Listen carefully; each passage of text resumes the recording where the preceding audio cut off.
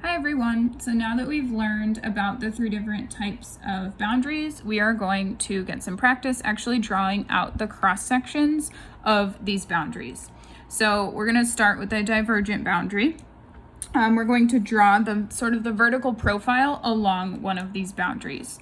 So if we were to cut into the boundary, what does it look like beneath the surface? So I always start by drawing an outline. And then I always label the sea level. So you always want to label sea level so that you know where you are relative to the sea level. So if this is a divergent boundary, we know that our two plates are going to be moving away from each other. This is divergent. So that means we're going to have a mid-ocean ridge. So our mid-ocean ridge, let's draw it like this. That's my little mid-ocean underwater mountain range there. So here, that is our mid-ocean ridge. I will label it MOR for mid-ocean ridge. Beneath our oceanic crust, which is very thin ocean crust.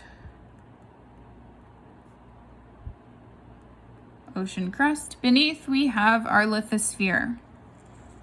So the lithosphere we have here.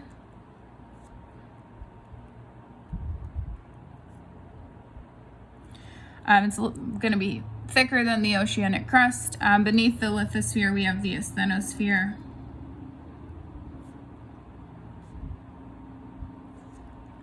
And notice that at my mid-ocean ridge, I have drawn it so that it's the asthenosphere that is actually going up and erupting out the mid-ocean ridge.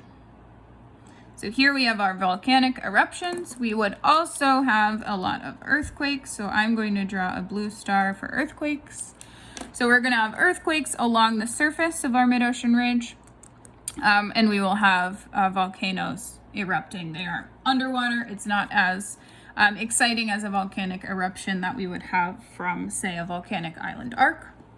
But we do have new oceanic crust forming. As it cools, it's going to solidify and become more dense, and it is going to move away from the mid-ocean ridge, away from our spreading center. So if you were asked, for example, like you might be on your lab, to draw a cross-section of a divergent boundary, I would be looking for something like this, where you are labeling the important features, the layers of the earth, the type of crust, where there are earthquakes, the mid-ocean ridge, for example. So next, let's look at ocean to ocean.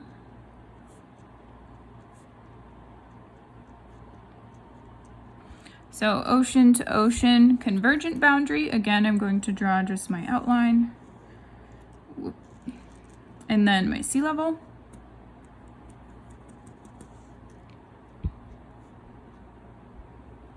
Sea level.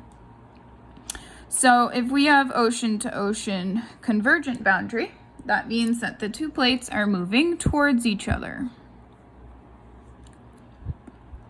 So they are both oceanic crust, so it's both going to be thin until we get to that subduction zone. So let's say this plate is older. This plate is going to subduct underneath. So here's our ocean crust, OC. It is more dense, so it's going to subduct under the plate that I haven't drawn yet. So here we will have our other oceanic crust.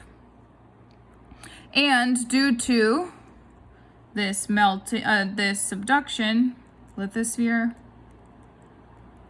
asthenosphere, due to this subduction, we know there's going to be melting.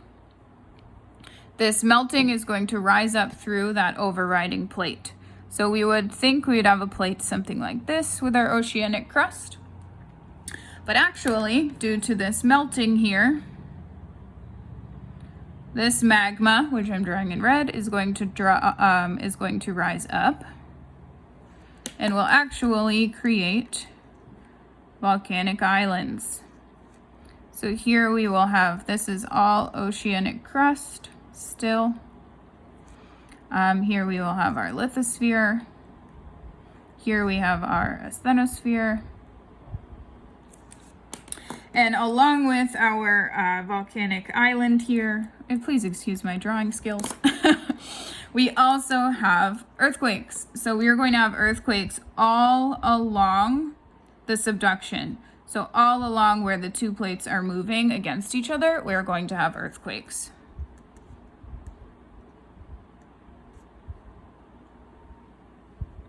So the star in blue is equal to our earthquakes.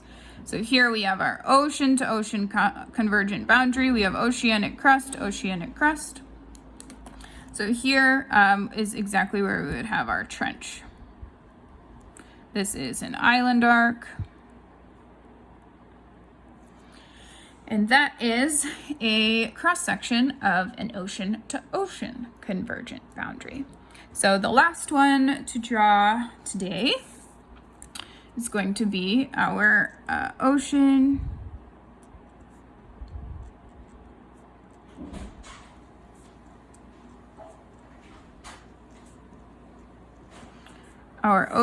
to continent convergent boundary. So again, I start with my outline, and then I label the sea level. Always label the sea level so that you know where you are in vertical space. So again, this is a convergent boundary. So we know that the two plates are going to be moving towards each other. Now it's a little different from the last diagram because this is an ocean crust meeting a continental crust. So let's again start with our ocean crust on this side. And we know oceanic crust is always more dense. So that is what's going to subduct. So our oceanic crust, let me label OC, is what is subducting. Beneath our oceanic crust, we have our lithosphere. And here is our asthenosphere. I am abbreviating for time. And then this very similar to the previous example, whereas here we have our continental crust. So instead of a very, very thin oceanic crust, we are actually going to have a very thick continental crust. So notice that my continental crust goes over the sea level line so that I know this is a continent. This is above sea level. Here you can have a little person above sea level. So what's happening here is as my oceanic crust is subducting, we're going to have melting. This melting is going to rise up, and this is going to form mountains. So here we have our volcano forming this mountain range. So this is a volcanic arc. Here we have our trench. This is continental crust. Beneath our continental crust, we have the lithosphere and our asthenosphere. And then the other thing to remember is that as we have this subduction, so as our oceanic crust is subducting beneath, we have earthquakes. So of course we have these two plates rubbing against each other. There's a huge amount of friction. So again, we are going to have earthquakes both at the surface, right at our trench at the subduction start, and all the way down. All the way down the subduction, we are going to have that those earthquakes.